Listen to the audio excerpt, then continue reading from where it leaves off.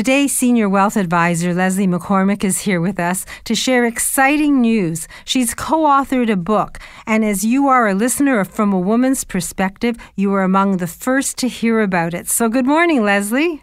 Good morning, Marilyn. Congratulations on your book.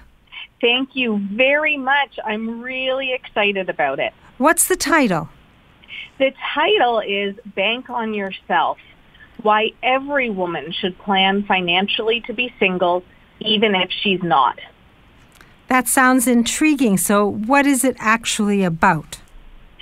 Sure. So before I get into that, I want to be clear, because I know the title really does speak to independence. But for those of our listeners who are married, this is not about planning apart from one another. Rather, this is about planning for each other. That should something happen to one of you, the survivor will be okay financially and will be able to maintain a comfortable lifestyle for their lifetime. While general financial planning principles apply to both men and women, the circumstances we need to plan for may be different. Women live longer. On average, it's expected that baby boomer women will outlive their husbands by 10 to 15 years. 90% of women will be responsible for their own finances later on in life due to divorce, widowhood, or having never married at all.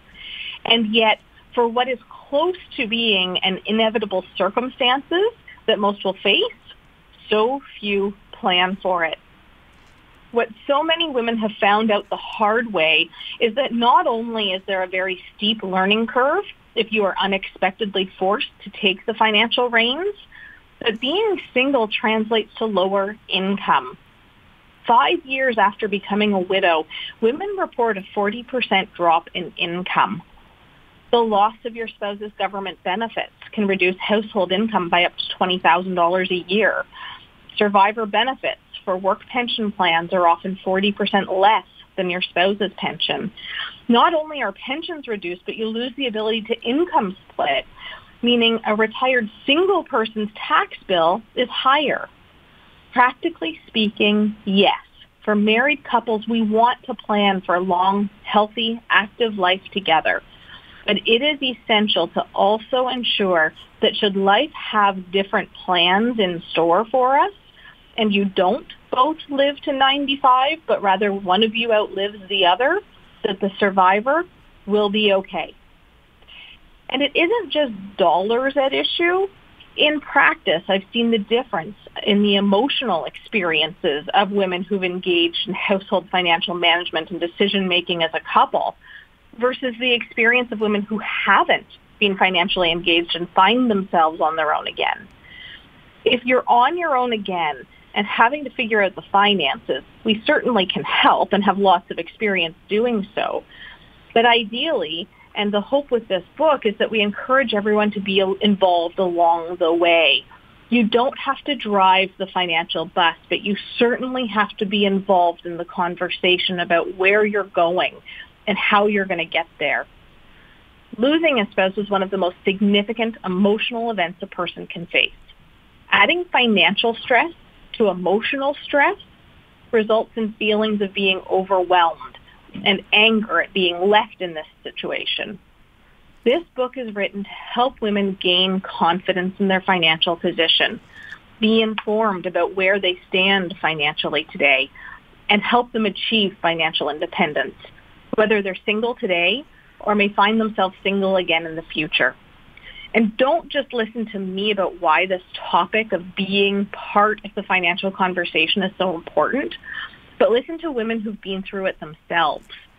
UBS recently published results of a survey of single again women and the financial challenges they faced, the lessons they learned, and the advice that they would give other women.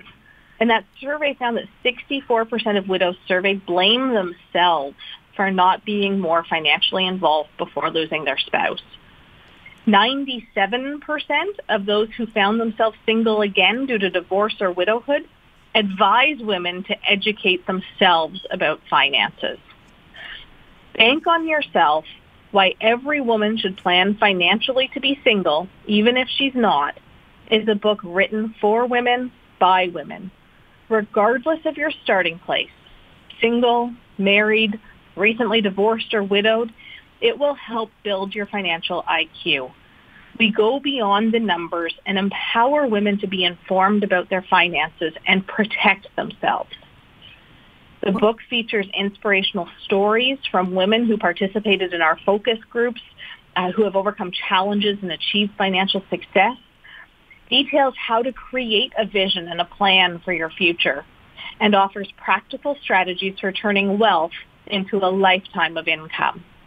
Regardless of your marital status today, and whether you are single for a long time or a short time, Bank on Yourself is about helping women be able to enjoy a lifetime of financial independence.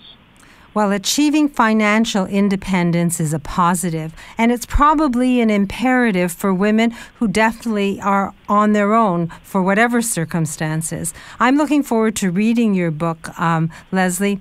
Where do we get it? So it will be available in store at Indigo, independent bookstores, and available through Amazon on April 17th. To make it easy for pre-order and for information about the book, as well as for our ongoing blog and how to contact us, visit my new website, www.plansingle.ca. I've already put a link from a Woman's Perspectives website on plansingle.ca. So all you have to do is look under Sponsor Experts, Leslie McCormick, and author, plansingle.ca. And roughly how much is it, do you know? It's $24.95. So $24.95 to achieve financial independence, gain confidence, and take charge of your life. A wonderful book. It sounds like it has stories, so it won't be all numbers and facts and dry reading. The title, Bank on Yourself, and the author, someone we know, Leslie McCormick. And since it isn't really officially in the bookstores till April 17th, we're probably the first kids on the block to learn about it. So thank you for sharing here on From a Woman's Perspective. You're welcome, Marilyn.